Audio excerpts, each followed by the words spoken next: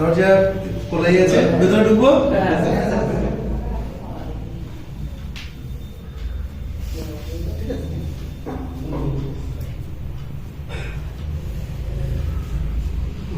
এখানে শুধু পড়াশোনা হবে, এই কোর্টটা এখানে শুধু পড়াশোনা হবে, কোচিং সেন্টার গভর্নমেন্টের জন্য। তো ঘরটা একটু ছোট হলো, সেটাকে একটু কিছু ব্যবস্থা করতে হবে। সে পরবর্তীতে ওটাকে নিয়ে ভাবনা চিন্তা করা যাবে। শুরুটাই আসল ব্যাপার, সেটা উদ্দেশ্য নিয়ে